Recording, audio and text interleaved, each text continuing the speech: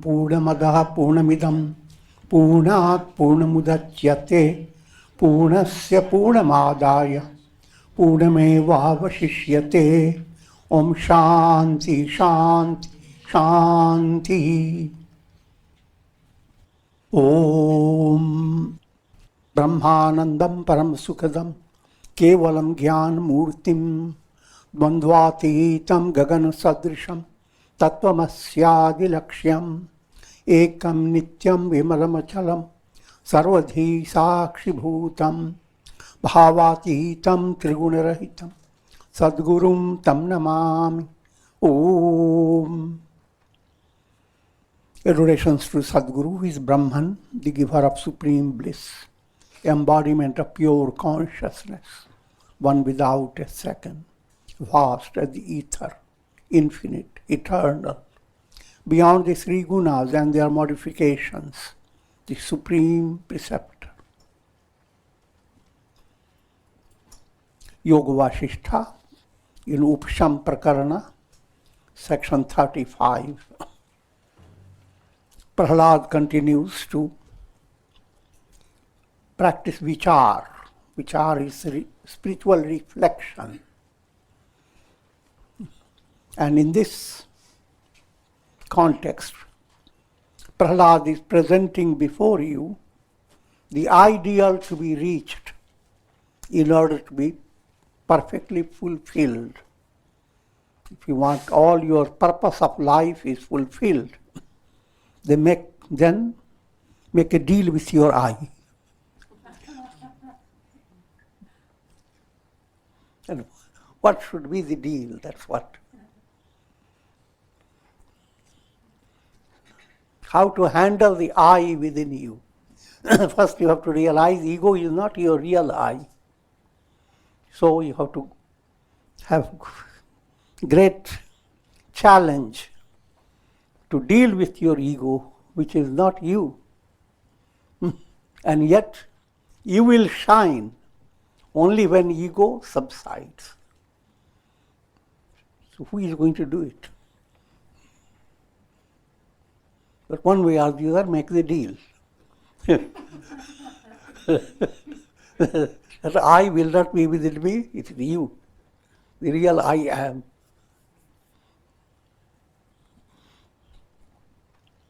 Now, keeping that view is the ideal. The ideal is attained in a progressive manner.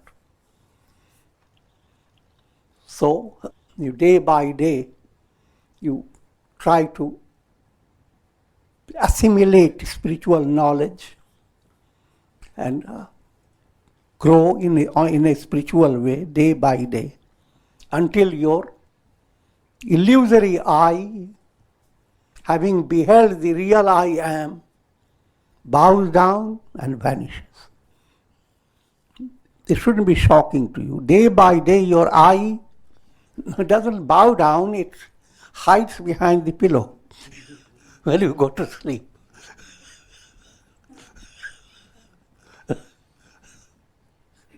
And the moment you wake up, it comes back and grips you.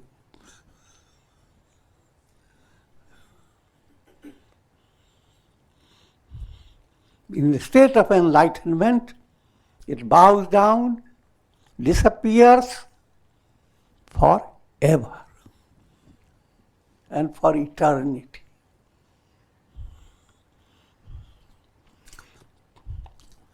So Prahlad continues, my mind has become like the autumn sky, free of the dark rain clouds of egoistic vision, all allegorical, but Sharad Ritu in Indian background, after the rains have gone and autumn starts with clarity of the sky and full moon shines in an amazing way. That's called Sharad Chandra, autumnal moon. And that's the allegorical picture, But what does it really mean? When the rain clouds of egoistic vision that relates to the clouds of kleshas, ignorance, egoism, attachment, hatred, fear of death, when these continue, it's like a dark cloud. But not just the dark cloud that obstructs the sun. It rains down, torrential rains of all karmic process. Karma that leads your soul to experience three types of tapas: subjective, objective, act of God, and drives you from one birth to another. That karmic whole process is a torrential rain. But Prahlad says, my mind has now become clear. No more those torrential rain of kleshas. No more obscurity of the moon. Moon here is bliss of the self.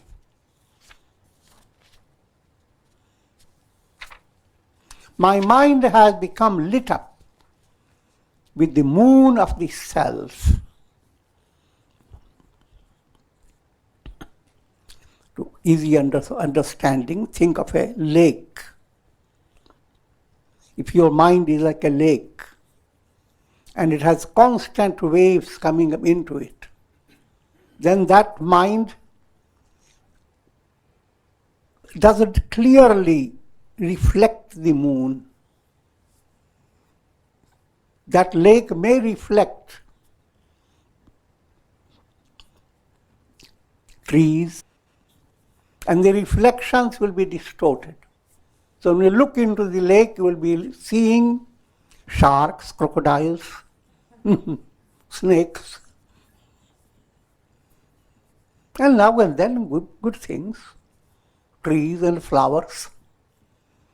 But when the lake becomes calm, along with what you are seeing, you will begin to see the sky. Now it will depend upon your meditation, what is your level.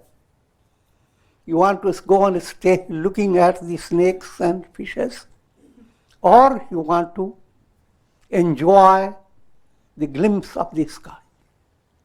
Same mind has now given a room for reflecting God's presence. Figure that out. All the time your mind was there. That's the lake. And all the time you are worries and anxieties and stress. Sattva comes in, but now and then you see along with all that, there is sky also. But somehow sky is not interesting.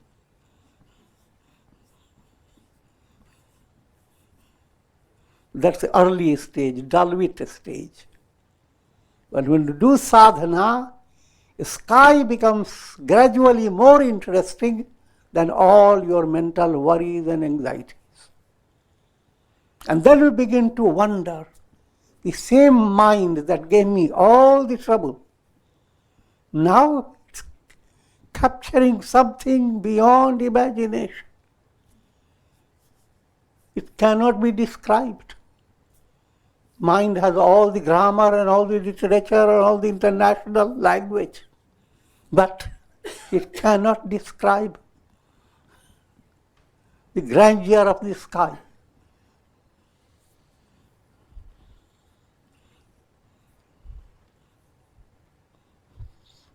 And of course, as you further advance, all those reflections have no meaning. The sky alone is real. Having attained that revelation, you as if wake up and shake up your mind, intellect, ego, everything. When you wake up, you shake up your sheets. You wake up. When you wake up like this, you shake up Your 5 sheaths, 3 bodies. Realize, shine, I am Brahman. I am Brahma. Adorations to thee, O Atman. Now, all the time was adoring Lord Vishnu and so forth.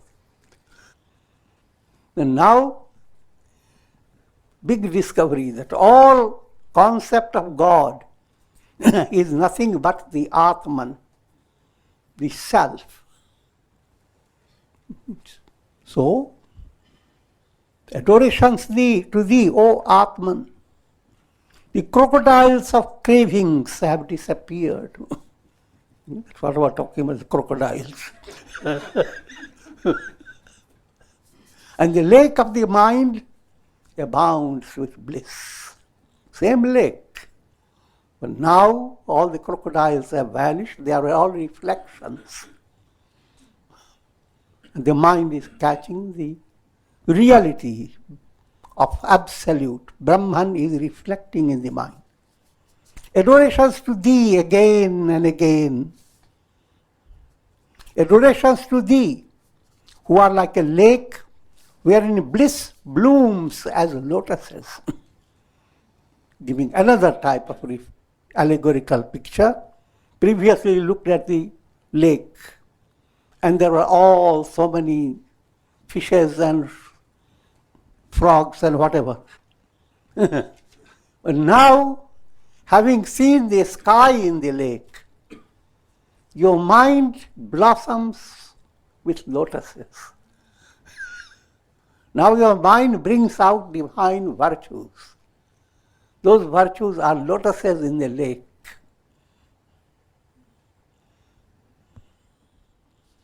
And the waves of worries have subsided.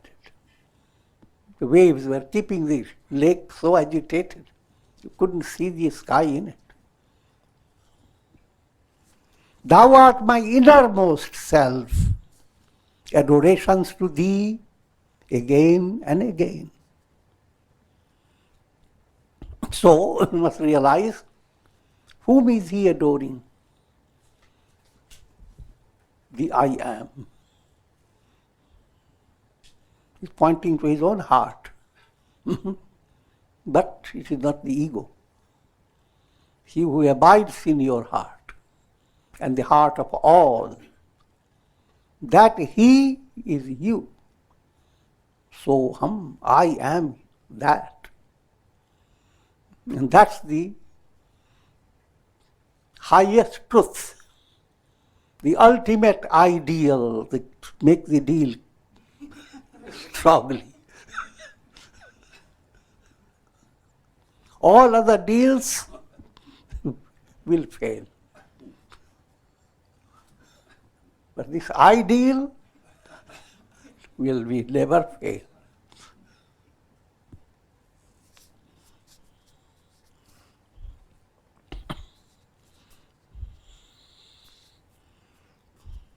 Thou art the swan, sporting the lake of my heart.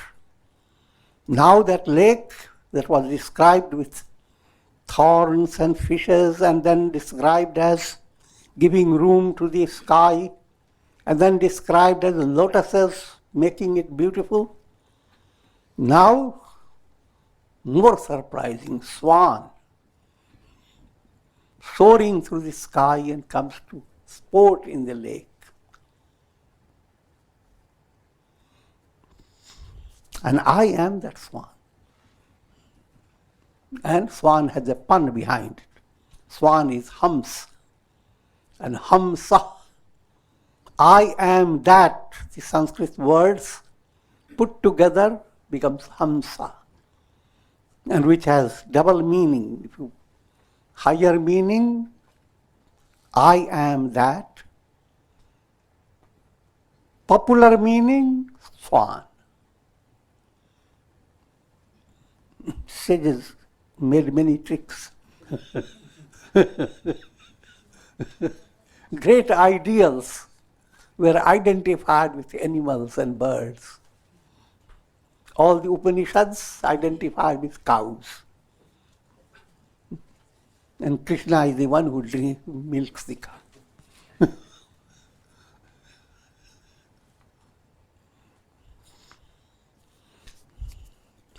I will not go into that detail, but there are lots of that.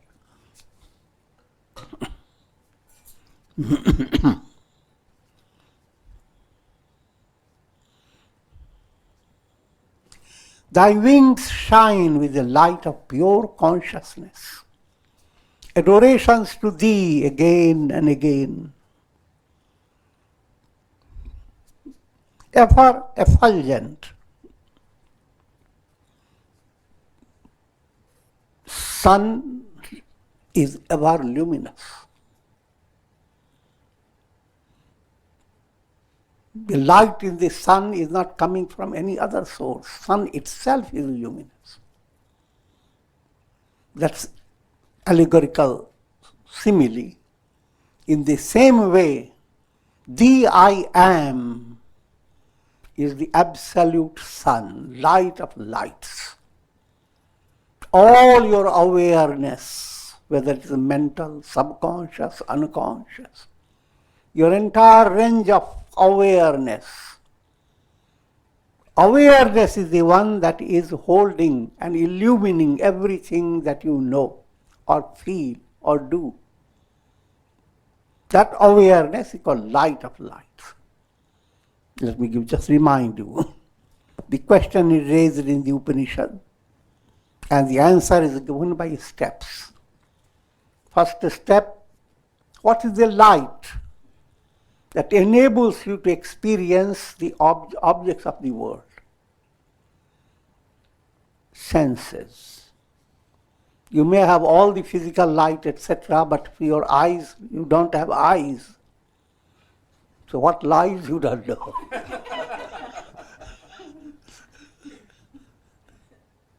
So, senses are your torches.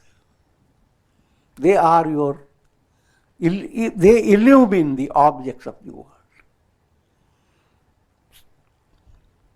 But then, are they the illuminer? What illumines? What gives that light to the senses? Mind. What gives light to the mind? Intellect.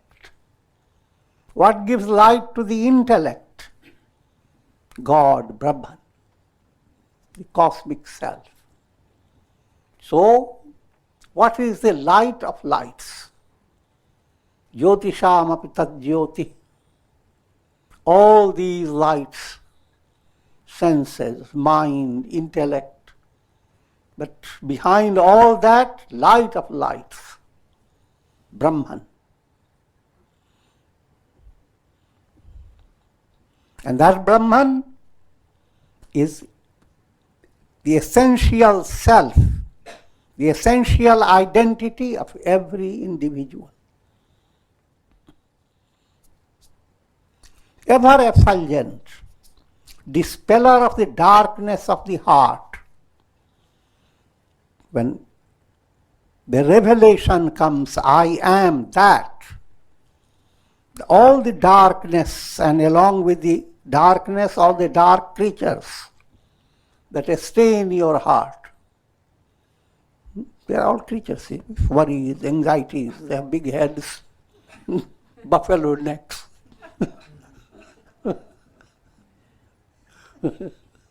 They are foxes, jackals. All the creatures of darkness that are dispelled when the light is revealed. All pervading, just like in your dream, your entire dream world is pervaded by your own self, your own consciousness. Pervading doesn't mean that the objects are real and something is inside it. The objects themselves are not real. The waves are pervaded by the ocean. The cinema show, all the pictures are pervaded by the screen. So that type of God pervading the whole world. Thou art like the sun, which though invisible, enlightens the mind and senses. Invisible implies, though beyond the senses, because things that are within the range of your senses, that's called visible. Broad way to understand. But Brahman is not in the range of senses. Therefore, invisible from practical point of view.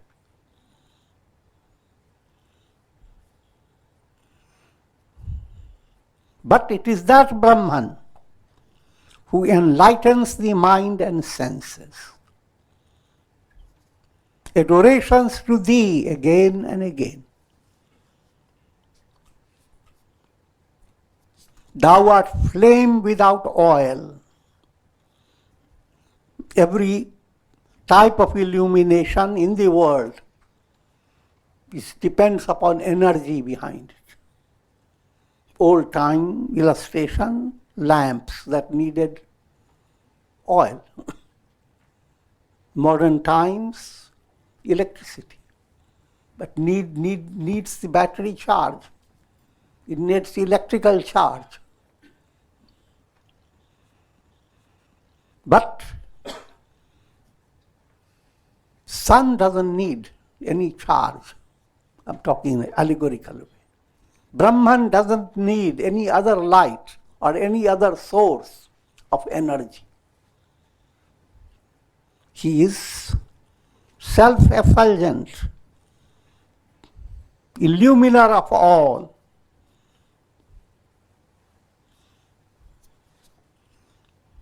Thou art flame without oil, the awakener of supreme love. Another definition of Brahman, Param Prem, absolute love.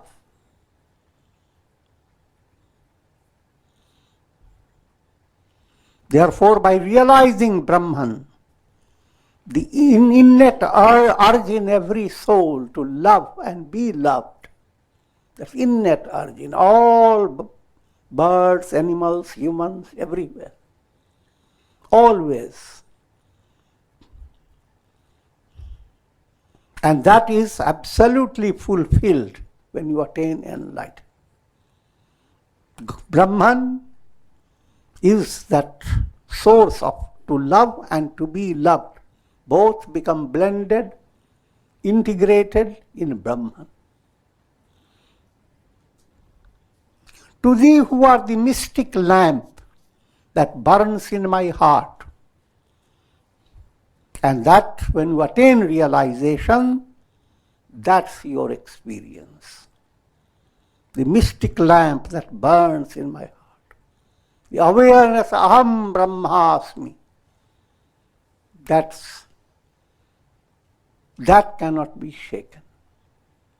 You may appear to be shaken, your body will be shaken, your mind will be shaken. The world you live in is always shaking. But you are like the sky. You look at the sky, clouds, and everything goes on shaking before the sky. But one thing you don't see, the sky is not shaking.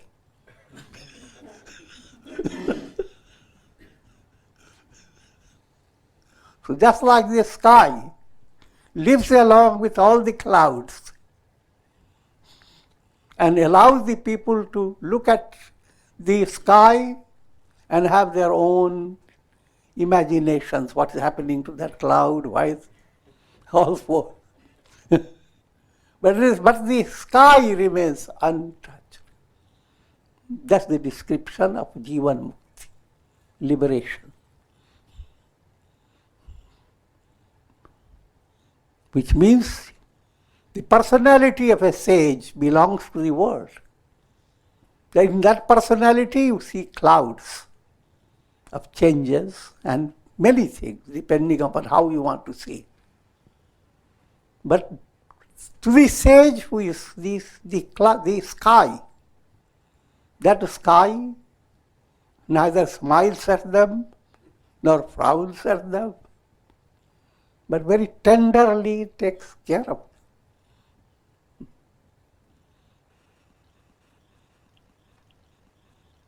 The whole party of clouds are going to come. The sky just opens. Come, all this field is meant for you. You don't have to pay any rent.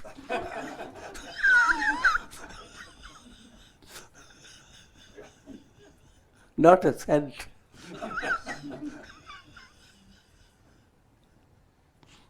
It's quite evident.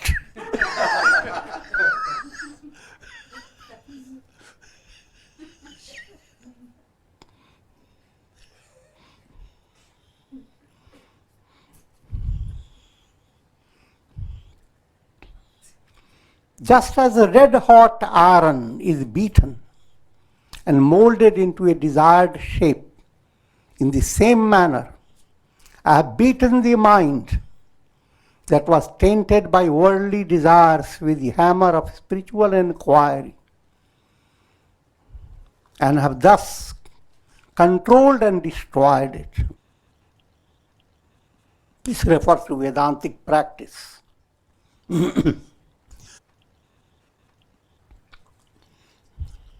As you advance, you go on creating changes in your mind. And in order to bring change in your mind that was a kid type of a mind, now that mind has to change. It must get purified. From the state of distraction, it must come to a state of concentration. From a state of impurity, it should come to the state of purity.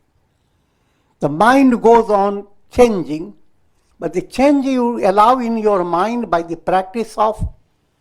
repeated practice of your sadhana. So sadhana is a constant beating. An inquiring movement is like fire. The jnana operates as function of fire. Fire and your sustained effort. Your insight is fire, your sustained effort is hammering. And then your mind goes into a mold.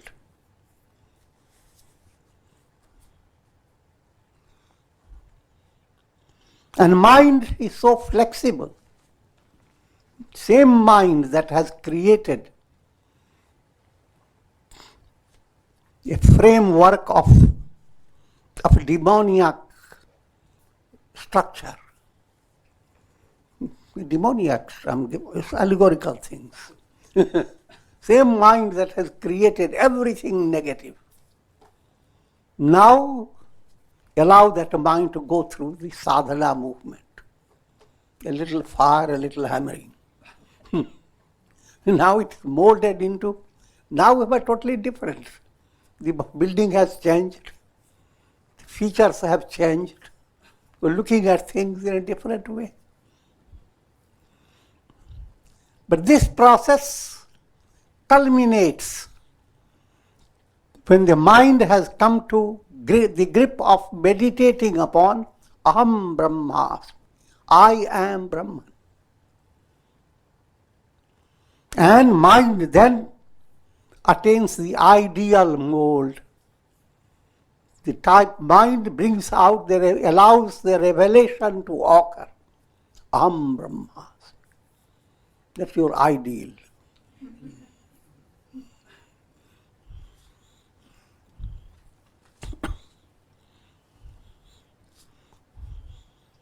Another point to understand, that each time you are molding your mind is a process of becoming, which becomes you. You have been an angry person, now becomes a quiet person. You have been a nasty person, you become shishty person. Shishtic. accidental regression.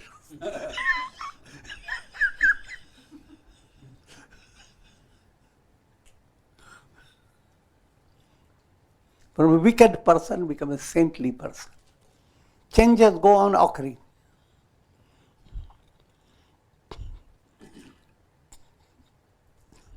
But attainment of enlightenment is not an act of becoming. You have not made a change in the metal and now the metal is shine. Until then the shine had not been there. But think of a metal that was already shining and there is dust over it.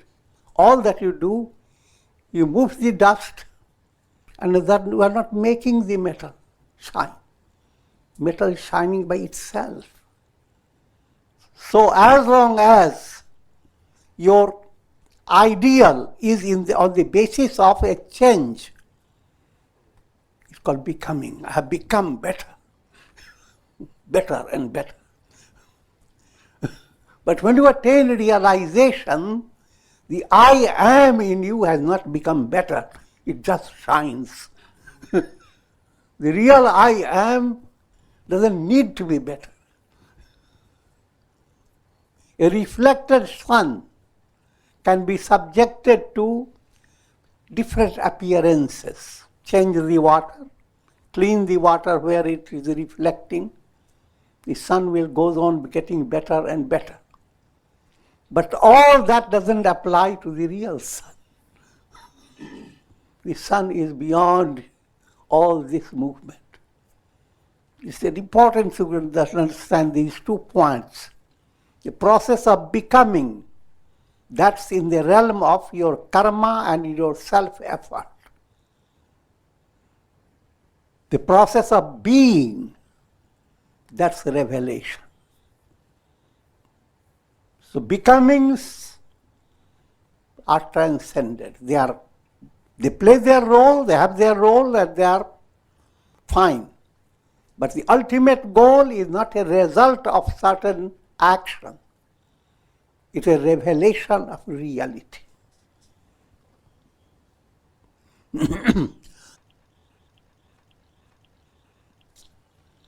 By faith did I remove faithlessness. So, if you don't have faith, then a quick guidance is given. Come to the Guru, say, have faith.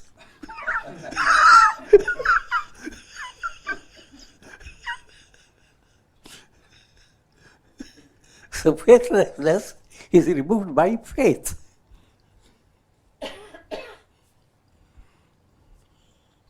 By renunciation did I overcome craving. That point to understand, you have to understand the Gita that constantly talks about sakamya and nishkamya. All activities people do, but there is a desire behind it. You want to see the ego's expectation fulfilled. But if you are completely confined to that type of reality, you will be in absolute misery all the time. Because ego doesn't have that intelligence to have the highest expectation. Ego always wants fulfillment in the world of time, space, causation. And all that fulfillment that comes in this world of time, space, is dependent upon mental process.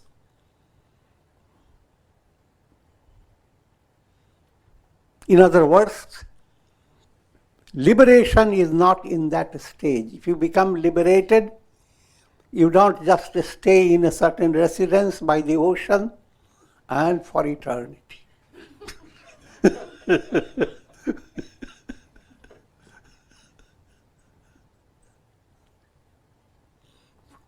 will be a good thing for the masses. Oh, let's go to see the sage. He's 500 years old. Another will say, oh, but there is a sage 500,000 years old. They are immortal. They will never die. Some scriptures have given that type of illusion to the masses. Human mind needs all types of comfortable information. So there are some people who hold the idea there are yogis, chiranjeevis. They are still living. They were at Rama's time and they received the blessing of being chiranjeevi, so they cannot die. So they are always here, somewhere, hiding.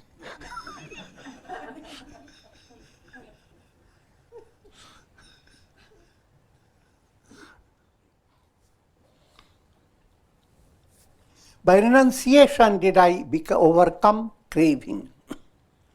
So by renouncing ego-based expectation, that renunciation called sannyasa.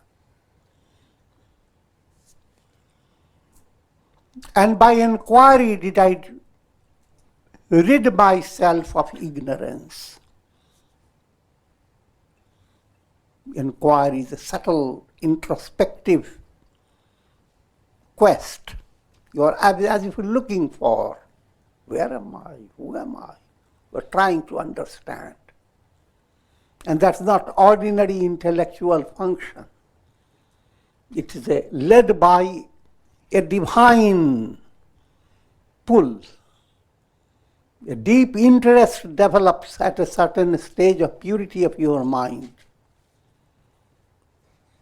That first to understand what I call me, meowing all the time. That's not me. So, let's get away from the me and all its meowing. In the realm of Maya. Me meowing is the realm of Maya.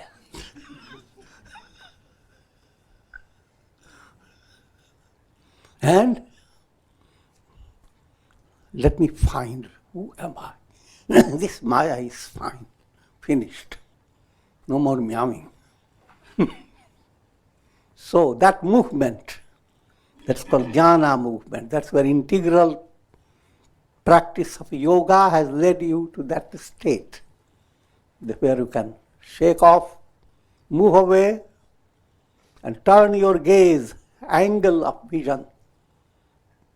Just like you were watching the lake, your vision was always after certain fish. But now move away from that and look at the sky reflected in the lake. The same lake is reflecting the sky also. So finger point, as it were, to the real self.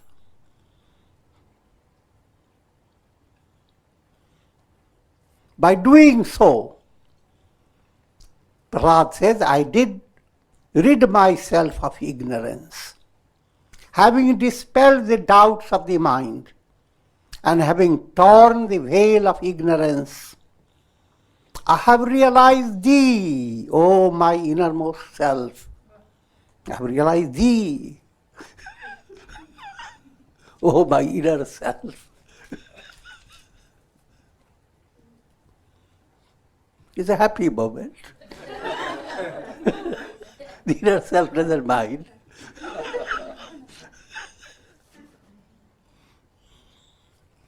The self is as real to me now as the body was to me during the state of ignorance.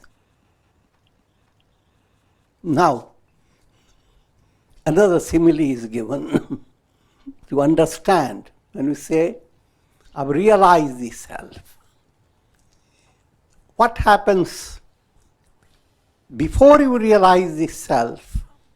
It was very natural to you to feel I am the body. Nobody had to convince you this is you.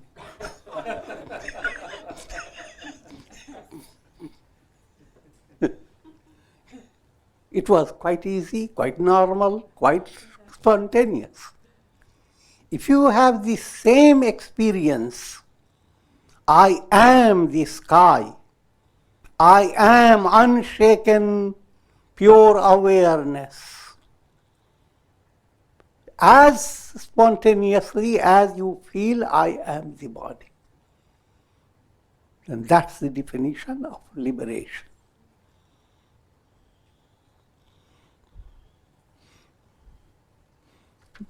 There is a quotation from Panchadashi or similar scripture. I will just recite for you.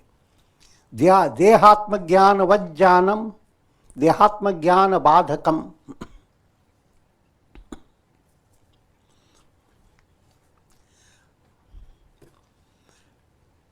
The meaning is, if you view I am the body, then that knowledge, I am the body, creates bondage. Dehatma jnana, I am nothing but the body, that's bondage. Atmanyeva bhavaidiyasya sa nechannapi muchyate. But now is the revelation. I am not the body. I am the self. Just like you viewed I am the body with spontaneity, now your experience with profound spontaneity, I am Brahma. Then even if you don't desire to be liberated, you will be liberated.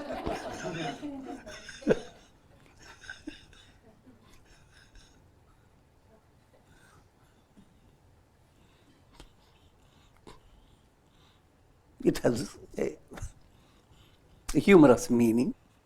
When you realize you are Brahman, that in itself is liberation. Brahman doesn't need any liberation.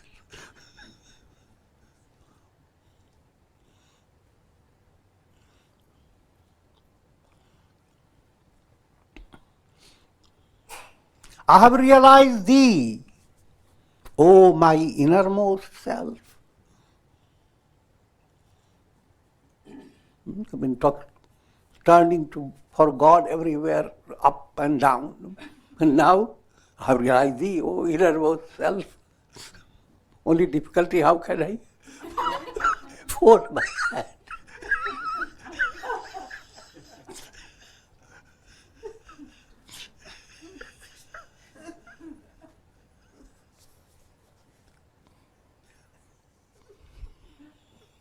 The self is as real to me now as the body was to me before the state of ignorance.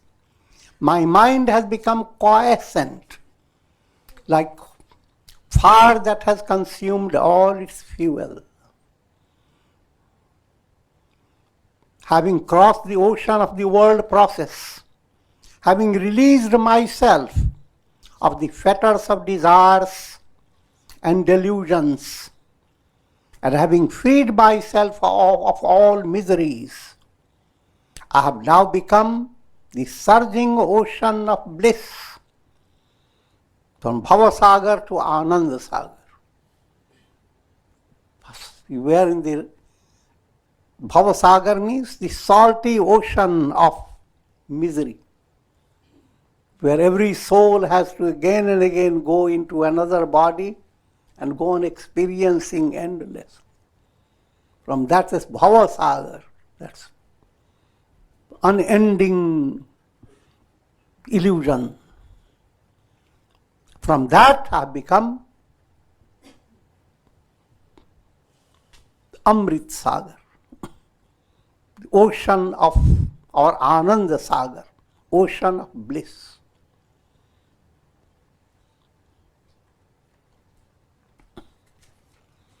If you drown in the ocean of bliss, it is not bad. If you just swim, that's fine. So whichever way you are in the ocean of bliss, even if you are just on the waves, it's wonderful. If you dive into it, great. If you get lost in it, that's not, nothing wrong with it. So that state has come. That's liberation.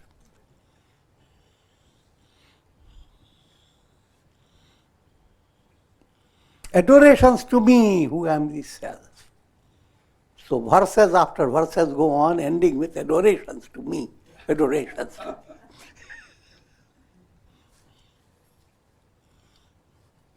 In the next section, Prahlad brings out more clarification to whom he is adoring.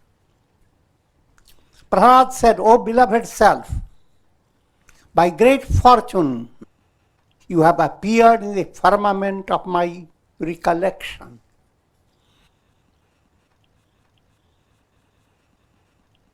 Firmament of your heart carries reflections, things you have experienced before.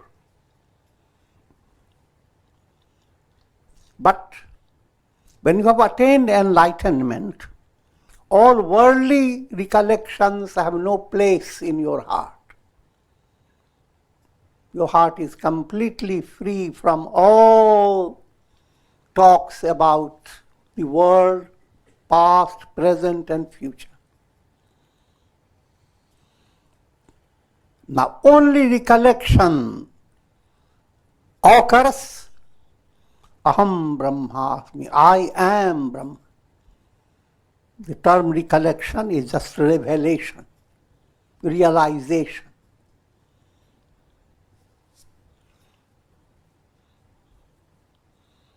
So what was the memory of the world was constantly a big burden upon you. That memory has become feathers. And more picturesquely, peacock feathers. The whole world has become the vibhuti of God, God's adornment. You who are like the moon in the cloudless sky, moon in this context means bliss, absolute bliss.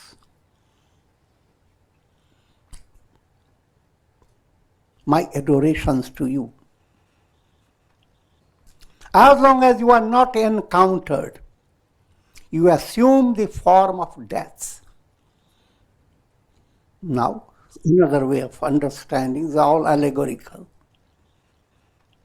If you encounter God, as God's vision, darshan, you are in the ocean of nectar, the ocean of bliss.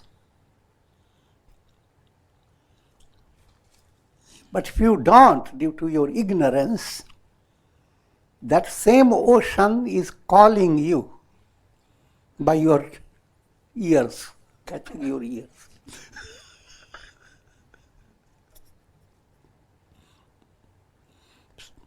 Same ananda, bliss, that inspires advancing souls.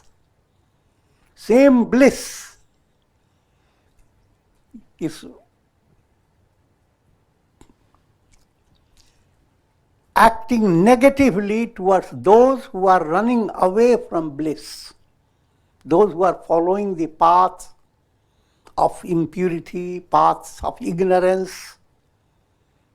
The same source that was lovingly calling you and giving you immense joy of love, now move away from it, same will come with the fingers of Ravana and grab your neck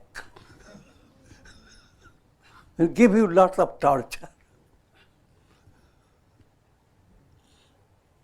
In other words, pain and misery has also purpose behind it.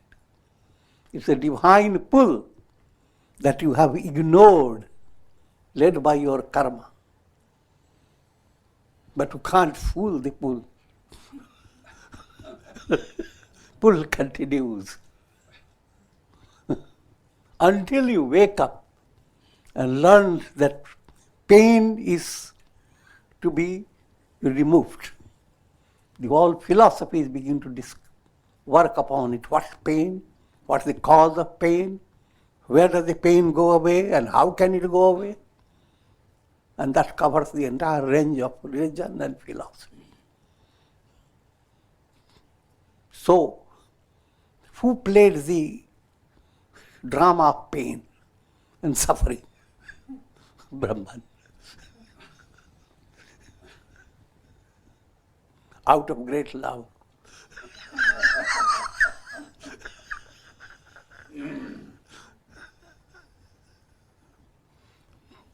Can God be unloving for a moment?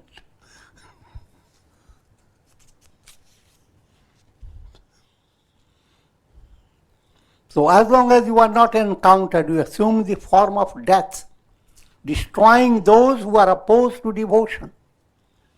But when you are adored and encountered, you fulfill all the desires of your devotees. I have beheld you as the essence of my very being. You have become eternally my very self. Bravo.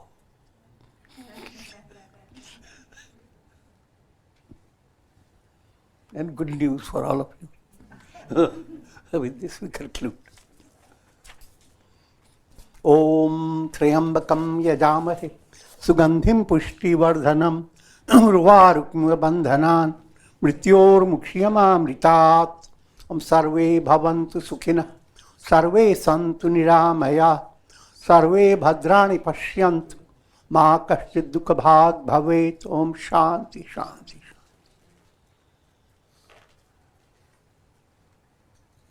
Om Shri Ramaya Namo Namo Narayanaya. Hari Om.